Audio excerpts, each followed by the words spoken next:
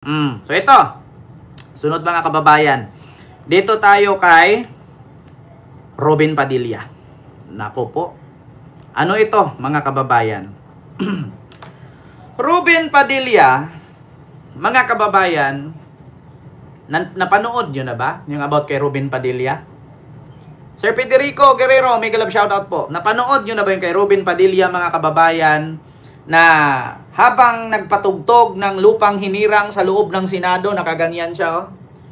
Bayang magiliw, perlas ng silanganan. Ganon? Alab ng puso, sa dibdib mo'y buhay. Kita nyo yan? Alam nyo, nabalitaan ko noon mga kababayan, mayroong isang Pilipino nanood ng sine.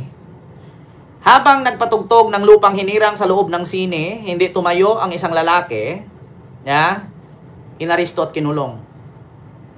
'Di ba? Samantalang si Robin Padilla, correct me if I'm wrong kung totoo man ito o hindi or edited ang video, pero kumakalat po ngayon 'yan, no? Ay doon ganun po talaga. Kahit ilang video na po napanood ko, lahat po talagang daliri ni Robin nakaganon. Ang alam nyo, ang palusot ng mga DDS, mga kababayan, design daw ng barong niya yon. So ano yun? Nawala yung apat niya na daliri, tapos yung isang daliri na kaganyan, design ng barong.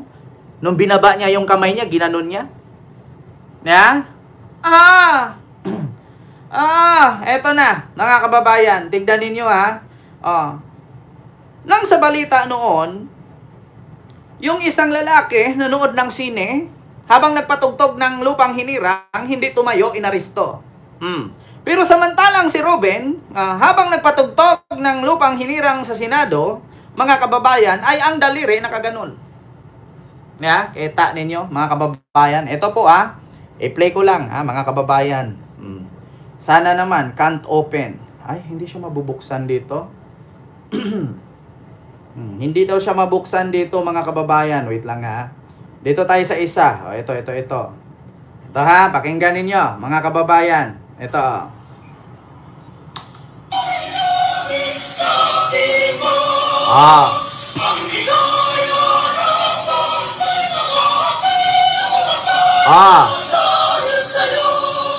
Ano yan, mga kababayan? Kita nyo? Ibalik natin. Kita nyo Ito. Anong nangyari sa kamay ni Robin? Design daw ng barong yan. Bakit nagkaganyan habang nagsesyon sa Senado? Bayang magiliw, perlas ng silanganan. Ba't gumaganon? Ang mamatay na dahil sa'yo. Down. Kita nyo? Ano nga ba ang rason? Bakit di mo i-verified? Ako pa kailangan mag-verify? Erwin Joshua? Nagawa mo nga makichismis dito sa live ko, tapos utusan mo pa ako? Diba? Kailangan ko pang i-verify? Kung ikaw, isa ka sa tawag dito, i-visit din po yung pumunta ang Pangulo sa F1 Grand Prix. Wala akong pakialam dyan. Erwin Bruce. Ang sa akin dito, ang usapan, Padilla, Robin. Bakit hindi mo mag-live ka? Ilabas mo yung kay Pangulong Marcos na pag-visit daw. Kung hindi man ito totoo, mga kababayan, nagtatanong lang ako kung totoo ba o hindi. Kung hindi man ito totoo, wala akong problema. Kung totoo man ito, dapat magsalita siya. Ayan Kita niyo?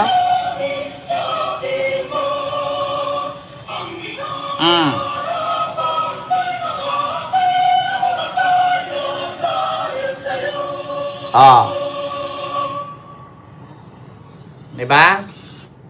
Mga kababayan, itanong ko lang, bakit nga ba nakaganyan si Binoy? Bakit nga ba nakaganyan siya? Hindi ba kaya dahil dito sa kanyang ipinasang resolusyon na ibinito ni PBBM?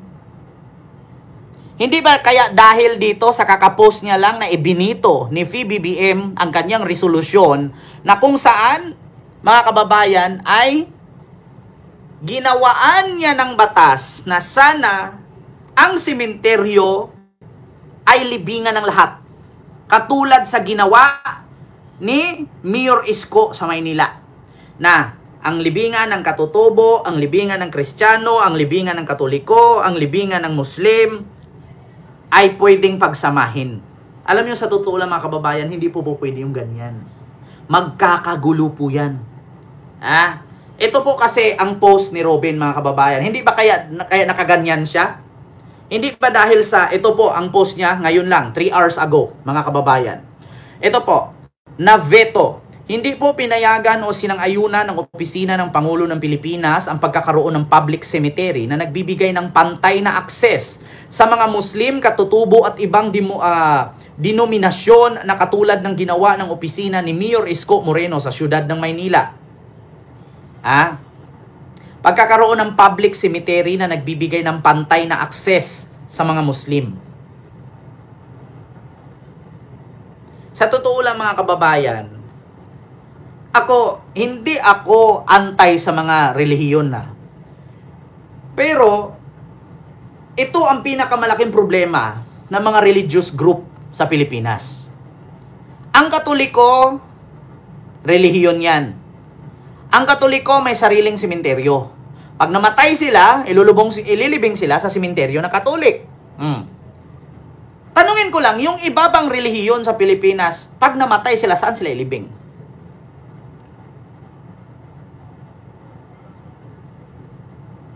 Sabi ni Katutoy, hiwalay ang sementeryo ng Muslim sa Katolik. Totoo po. Bakit ang sabi dito, pantay na akses ng katutubong at mga Muslim, no?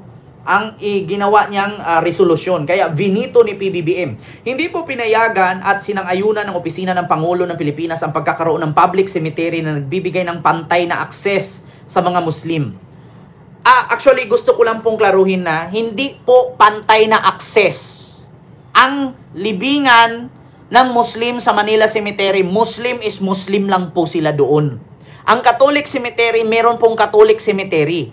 Hindi po binigyan ng access ang Catholic Cemetery na ilibing ang Muslim doon. Hindi din po binigyan ng access ng Muslim Cemetery ang mga Katolik. Hindi po siya pantay na access. Di ba? Kaya po mga kababayan, ivinito po ni PBBM, hindi po sinang-ayunan at pinirmahan. Mali po yung pagka-type ni Robin dito, mga kababayan. Hindi po pinayagan o sinang-ayunan ng opisina ng Pangulo ang pagkaroon ng public cemetery na nagbibigay ng pantay na akses sa mga Muslim. Sa totoo lang, hindi po talaga po pwede, mga kababayan. Bakit? Iba kasi ang paglibing ng Muslim, iba din po ang paglibing ng Katolik. Talagang hindi po papayagan ni PBBM yan. Meron ngang Chinese Catholic Cemetery, nakahiwalay din eh. Diba? Kung Muslim is Muslim cemetery lang. Kung Catholic is Catholic cemetery lang. 'Di ba? Iglesia ni Cristo nga walang sementeryo eh. 'Di ba? So talagang hindi po talaga yan papayagan ni PBBM at saka po kaya po vinito yan. So ibig sabihin ng veto ay hindi sinang-ayunan, hindi pinayagan, hindi pinirmahan. So kaya nga ba nagkaganon siya habang naglupang hinirang sa loob ng Senado? 'Di ba? Tanong ko lang nagtatanong lang ako, bakit niya nagawa yung ganon? Dahil ba hindi pinirmahan, hindi sinang-ayunan ang gusto niyang mangyari? At dahil ba wala na naman siyang naipasang resolusyon? Kaya nakaganon siya? Ganon ba dapat ang gagawin ng isang opisyalis ng gobyerno? Okay lang sana kung barangay captain ka lang eh. Senador ka pa. Ganyan ba ang dapat maging ehemplo ang isang government employee na nasa higher ranking official na isa ka pang senador, number 1 ka pa? Tapos gaganyan ka? O sabihin natin masama ang loob mo dahil binitok ang iyong resolusyon na bigyan ng pantay na akses ang mga Muslim na maglibing sa sementeryo. Hindi man sinang-ayunan at vinito ng Pangulo yan. 'Di ba? So, okay lang, naintindihan namin. Kasi Muslim ka nga. Pero balik loob lang, hindi ka naman talaga Muslim na totoong Muslim eh. Sumanib ka lang dyan. O, naintindihan namin na nasaktan ka. Pero yung hindi namin maintindihan, bakit naka-dirty finger ka habang tinutugtog ang lupang hinirang ng ating bansa. Samantala, mga kababayan, nung aking nabalitaan noon, isang lalaki, nanood ng sine, hindi tumayo, inaresto't kinulong. Bakit si Robin? Nakatayo, pero naka-dirty finger ang daliri. Ba't hindi inaresto, hindi kinulong? Bakit? May power? Naintindihan namin ang pagka-veto ng panukala o resolusyon na ipinasa mo na bigyan na pantay na akses ang mga Muslim na ilibing sa libingan o sa sementeryo. Naintindihan namin yan kaya malasakit ka sa Muslim eh. May malasakit ka. Pero sa totoo lang kung ako Muslim, hindi rin ako papayag na ilibing ako sa libingan ng mga Katoliko. Muslim is Muslim. Kasi kanya-kanya tayong ritual, kanya-kanya tayong pamahiin, kanya-kanya tayong superstitious belief. Di ba? Hindi po pwede na kahit binatas mo na yan, bigyan mo ng pantay na access ang Muslim sa libingan ng mga Catholic cemetery. Kung ako Muslim, hindi ko talaga ililibing yung sarili ko sa Catholic cemetery. Bakit? Magkaiba po kasi. Magkaiba. Alam ko, iisang Panginoon lang ang sinusundan natin. Iisang Panginoon lang ang ating pinapaniwalaan. Kanya-kanya mang pangalan. Pero iisa lang ang Diyos Ama. Para sa akin, si Jesucristo po ay isang tao na sinaniban ng Espiritu ng Diyos. At nung umalis ang Espiritu sa kanyang katawan, nagiging tao siya. Diba? Kasi ang paniniwala ko, ang totoong Diyos, walang dugo, walang katawan, Espiritu lamang. Ganon din po sa ibang relihiyon. Hindi man tayo naniniwala sa relihiyon nila kasi may kanya-kanya man tayong paniniwala, pero iisa lang po ang sinasamba natin, ang Diyos Ama. Yun po yun. Pero kahit iba-iba man, diyan pa nga lang, iba-iba ang paniniwala natin, pero iisa lang ang Diyos Ama, ang ating sinasamba, hindi naman po siguro po pwede na ang sementeryo ng Katoliko ay lilibingan mo ng sementeryo ng Muslim. Kung ako naman po ay Muslim, hindi din po ako papayag na ilibing ako sa Kristiyano cemetery. Bakit? May sarili ako eh. Kung bibigyan mo ng access yan, malaking ano yan eh, di ba? Malaking kabastusan yan. Hindi papayag ang mga Katoliko niyan. Kung ang Iglesia ni Cristo nga, may sarili silang palituntunin eh. May sarili silang sinusundan. Di ba? Katoliko pa kaya? Di ba? Yun po yun, mga kababayan. So, hindi ko lang alam mga kababayan, kung bakit nagkaganon. Kumakanta ng lupang hinirang sa habang nagsisesyon sa Senado ay naka-dirty finger ang lolo ninyo. Di ko alam, baka dahilan nung na-veto ang kanyang resolusyon na bigyan ng pantay na access ang mga Muslim sa paglibing sa sementeryo, katulad daw sa ginawa sa Maynila. Gusto ko lang pong i-correction.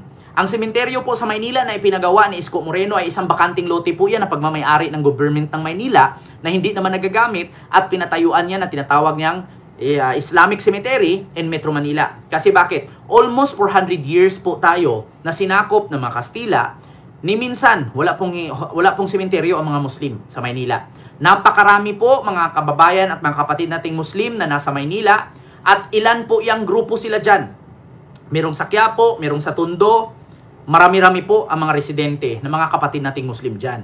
Kaya kapag sila po'y namatayan, mahirap po talaga. Bakit? Kung ikaw ay isang Muslim, tapos hindi ka naman mayaman, sakto lang ang kinikita mo, pag namatayan ka sa pamilya mo, anong gagawin? Ipaimbalsamo mo. Ilalagay mo ngayon siya sa isang box or sa isang kabaong na tinatawag. Iuwi mo pa sa probinsya kasi doon mo ilibing. Magkano ba ang gastos? Namatayan ka na nga, naghihirap ka pa. Mas mahirap po ang mamatay kaysa buhay na nagugutom. Okay lang magutom, matiis mo 2-3 araw eh. Pero pag namatay, napakahirap po. Bakit? Ang mahal ng imbalsamo, ang mahal ng kabaong, ang mahal ng travel pa uwi, ang mahal ng pagpapalibing. Minsan, manghihingi ka pa ng tulong sa barangay, hindi ka pa tutulungan kasi bakit? Hindi ka butante. Yeah? Totoo yan, real talk lang. Kaya sa totoo lang mga kababayan, gusto ko lang pong i-correction. Mali po ang sinasabi ni Robin Padilla na katulad daw sa ginawa ni Isko Moreno sa Maynila na merong access ang mga Muslim sa Catholic Cemetery. Wala pong ganun. Magkaiba po ang libingan ng Muslim. Exclusive Muslim lang po ang nililibing doon. Ako po mismo nakapunta doon kasi bakit? Vlogger po ako ni Isko noon. Alam ko po yan. So yun lamang po mga kababayan. So ito yung sunod.